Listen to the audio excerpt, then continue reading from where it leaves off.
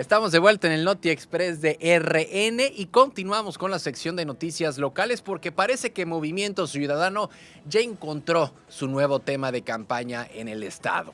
Ya encontró su nuevo tema de campaña en Veracruz y no es precisamente estos famosos jingles de Samuel García y de Maínez presidente, sino que este mismo martes Jorge Álvarez Maínez, el líder nacional del Partido Naranja, visitó Boca del Río y dejó claro que según él, esta decisión le va a costar caro a Morena en las elecciones del 1 de junio, el hecho de la integración de Miguel Ángel Yunes a Morena.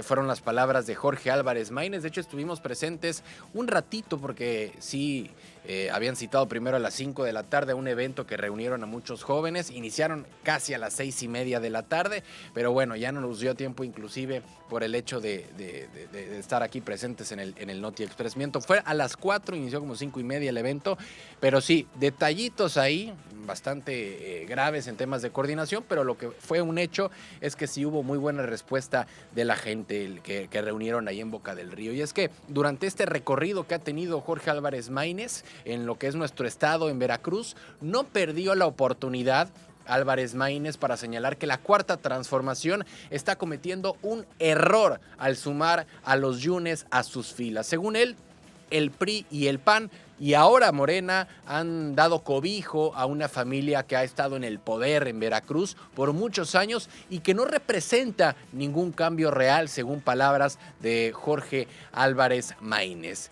Para el dirigente de Movimiento Ciudadano, los votantes no van a olvidar que esto que acaba de pasar hace algunos meses, cuando Miguel Ángel Yunes Márquez votó a favor de la reforma al Poder Judicial. Y si hay alguien dentro de Morena que ha dejado claro que no está de acuerdo con la llegada de los Yunes, es justamente la gobernadora Rocío Nale, quien desde el inicio de esta polémica ha marcado su distancia y ha dejado ver que no está cómoda con su integración al partido. Ahí fue donde Maínez resaltó esto y se preguntó que cómo es posible que dentro de Morena no le hagan caso a su propia gobernadora. Pero lo más interesante de su discurso es que planteó la idea de que la gente en Veracruz se siente traicionada por Morena. Habló de los militantes que han estado en el partido desde sus inicios y que ahora tienen que aceptar que los Yunes sean parte del mismo proyecto político que alguna vez los atacó. Según él, según Álvarez Maínez, esto es un golpe a la credibilidad de la Cuarta Transformación. Pero aquí es donde viene lo irónico. Y lo quiero decir al aire, porque Movimiento Ciudadano siempre ha intentado venderse como una opción diferente, como un partido que no entra en las mismas peleas de siempre, pero al final, hoy en día, están haciendo exactamente lo mismo que el PRI, que el PAN, que Morena, que tanto están atacando, el hecho de atacar a un grupo político para sacar ventaja electoral. Si Movimiento Ciudadano realmente quiere ser una alternativa fresca, realmente quiere ser una alternativa distinta, pues debería de concentrarse en sus propuestas y no solamente estar lanzando ataques a sus rivales, videos en redes sociales que pueden llegarse a viralizar burlándose de la familia Yunes, porque al final del día, si juegan el mismo juego de los partidos tradicionales, ¿qué fregados es lo que hace diferente a este partido que dice que son lo nuevo de la política?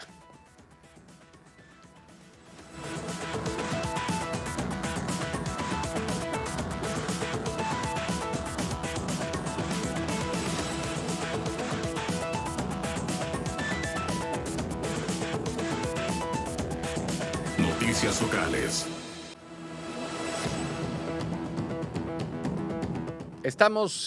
Continuamos con la sección de noticias locales. Vamos a platicar de una nota muy lamentable que acaba de acontecer en las últimas horas, porque Benito, el tiburón tigre que por más de una década fue una de las principales atracciones del acuario de Veracruz, pues ya no está.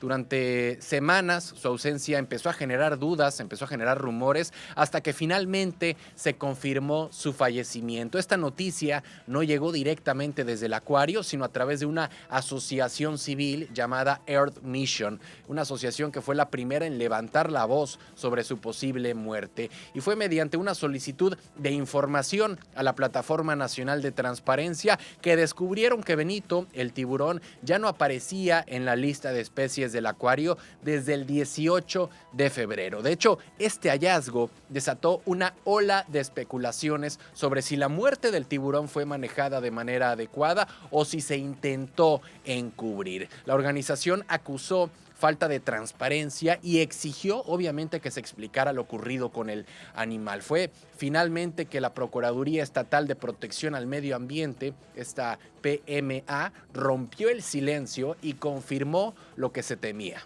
Confirmó que Benito murió hace unas semanas debido a una hemorragia interna causada por el desgarramiento de sus vísceras. Según la PMA, la causa del problema fue un anzuelo de 7 centímetros que Benito habría ingerido antes de ser rescatado en el 2013 y que terminó provocando complicaciones fatales. Este tiburón tenía 23 años. Medía 3 metros y pesaba casi 250 kilos.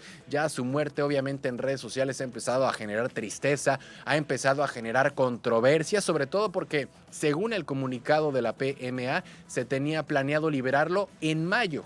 Y más allá de la versión oficial, lo que realmente preocupa es el manejo de la información, porque si el tiburón murió el 18 de febrero, ¿por qué no se informó de inmediato? ¿Por qué esperar hasta que una asociación civil hiciera la denuncia? Esta situación deja obviamente muchísimas dudas sobre cómo se manejan los animales en cautiverio y si realmente están tomando las medidas necesarias para su bienestar. Y bueno, Benito definitivamente era más que un simple tiburón en exhibición, era un símbolo del acuario de Veracruz y su historia merecía ser contada de otra manera, no como un secreto que se destapó apenas hace algunas semanas. Noticias locales.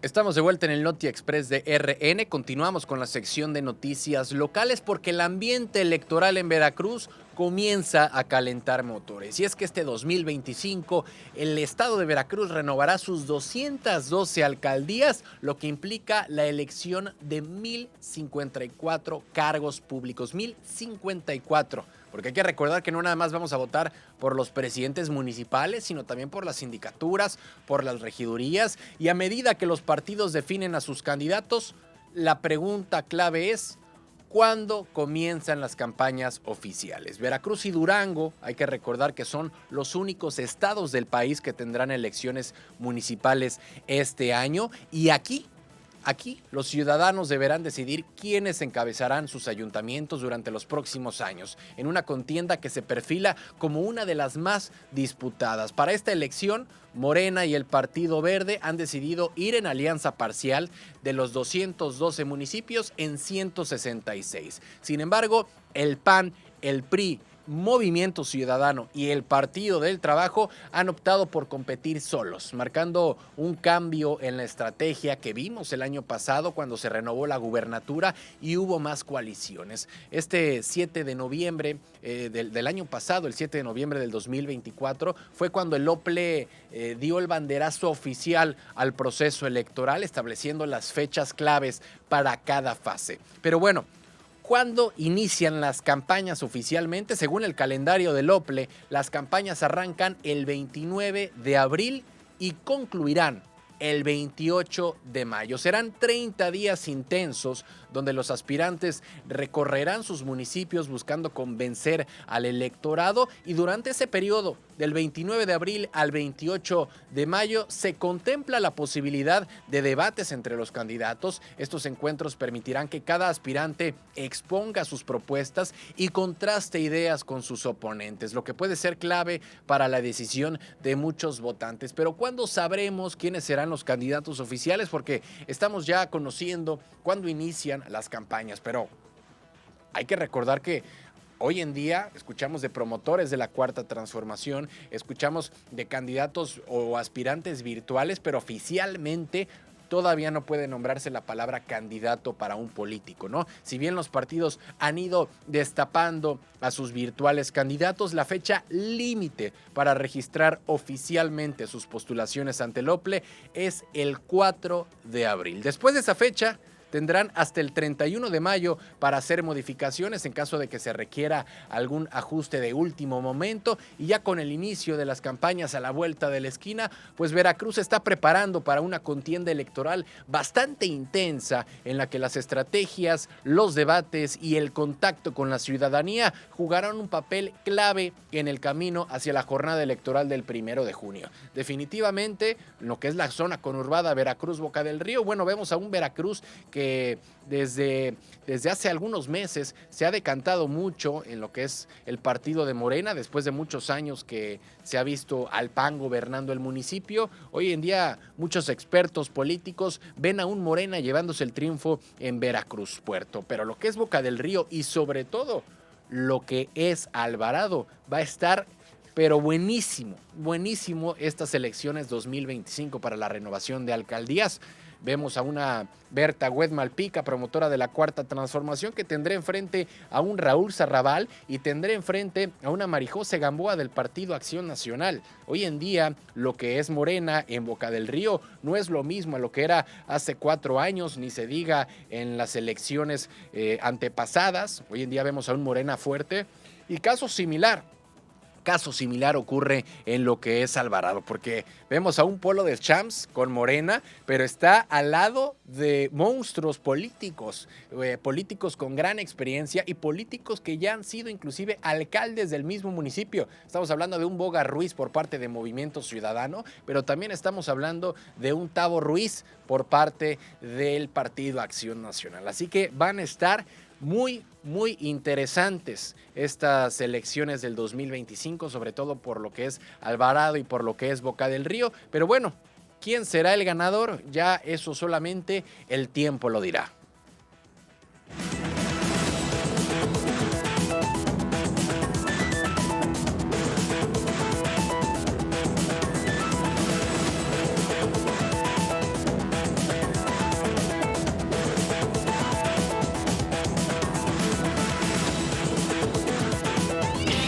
Economía.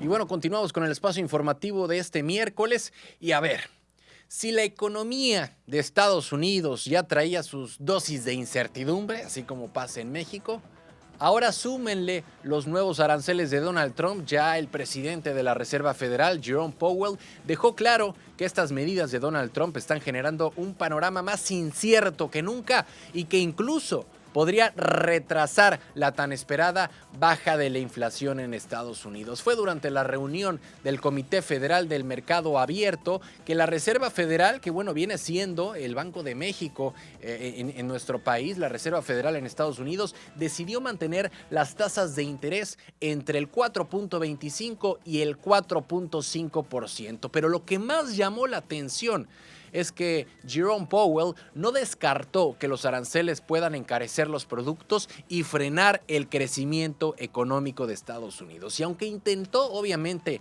tranquilizar las aguas diciendo que ese impacto podría ser temporal, la verdad es que la gente y las empresas ya sienten el golpe, porque ¿cómo afectan estos aranceles en lo que es el propio Estados Unidos? Bueno, desde que Donald Trump anunció los aranceles recíprocos para varios países, los mercados se pusieron bastante nerviosos. Y ahí fue donde Jerome Powell explicó que las encuestas de consumidores y empresarios están reflejando una preocupación creciente porque los precios sin duda podrían dispararse. Según la Reserva Federal, la inflación cerraría este mismo año en 2.7%, un poquito más alta de lo previsto. Y aunque en teoría debería bajar en los próximos años, todo dependerá de qué tan agresiva sea la guerra comercial que estará emprendiendo Donald Trump, no con un México, ojalá y fuera solamente con México, sino con un Canadá, sino con un China, sino con la Unión Europea. Y ahí es donde muchos estadounidenses se preguntan, bueno, ¿y qué va a hacer la Reserva Federal? Por ahora, la Reserva Federal sigue con su plan de 2 recortes en las tasas de interés antes de que acabe el año. Pero Jerome Powell dejó claro que no tiene prisa y que antes de tomar una decisión van a ver cómo se sigue moviendo la economía. Así que, en resumen, la Reserva Federal sigue firme con su plan, pero los aranceles pueden cambiar por completo el juego. Y mientras los mercados y las empresas intentan estar descifrando el impacto real de estas medidas, Jerome Powell básicamente dijo que habrá que esperar para ver si todo esto es solo ruido o si de verdad viene una nueva sacudida para la economía de Estados Unidos.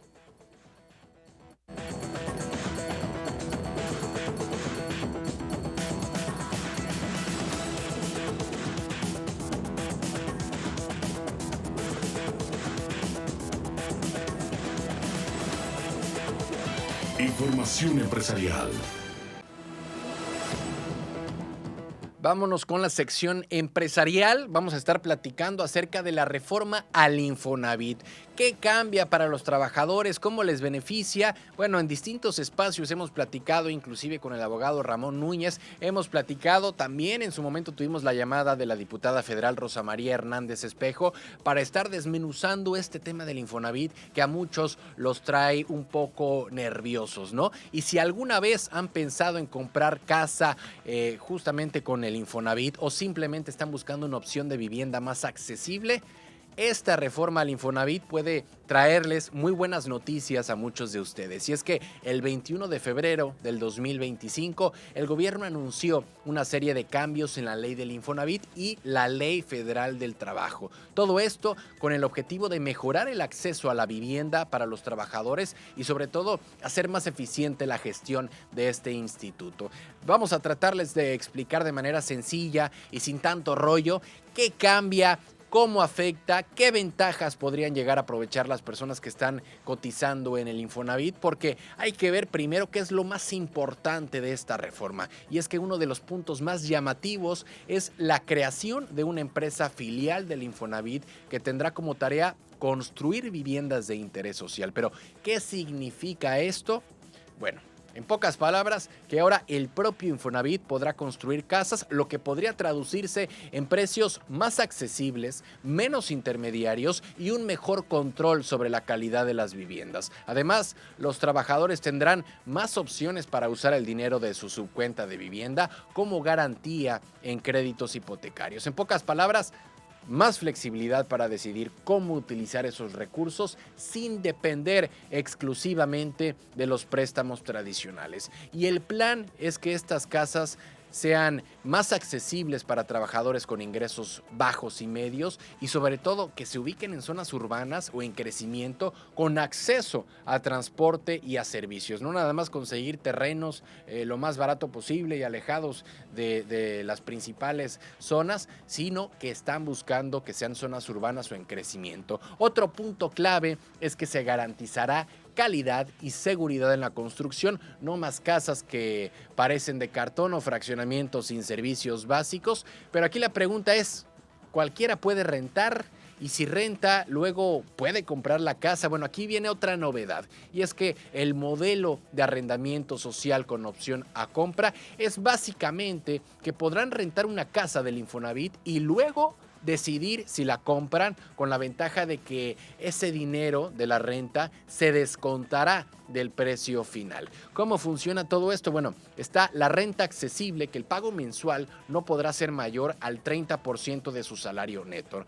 No es obligatorio el comprar de inmediato, pueden vivir ahí mientras deciden si quieren hacerse de esa casa, ¿no? Y después de un año de cotización continua, pueden decidir si quieren comprar la vivienda y en ese momento se descontará lo que ya hayan pagado en rentas pasadas, ¿no? Para quienes tienen menos recursos, si no pueden comprar una casa de golpe o no tienen el historial crediticio suficiente, esta puede ser, sin lugar a dudas, una gran alternativa, ¿no? El estar rentando, ya desde un inicio pensaron en que sí se quieren hacer de la casa, en esos meses van mejorando y limpiando sobre todo su buró, y ya en el momento en que tengan todo limpio, viene la compra tradicional, ¿no? Entonces, ¿conviene o no conviene? En teoría, esta reforma abre más posibilidades para que los trabajadores puedan acceder a una vivienda sin tantos obstáculos si se cumple. Si se cumple lo prometido, las casas serán más accesibles, la renta con opción a compra será una alternativa real y sobre todo habrá más flexibilidad en el uso del dinero de la subcuenta de vivienda. Lo ideal sería que esta reforma se aplique con transparencia y realmente beneficie a quienes buscan su casa propia. Ahora, habrá que ver cómo se implementa y qué tan fácil es para los trabajadores el acceder a estos beneficios en la vida real.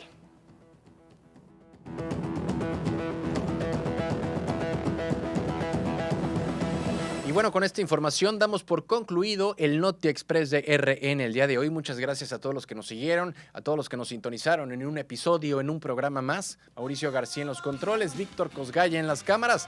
Mi nombre es Rodrigo Crosa y los dejo siempre en sintonía.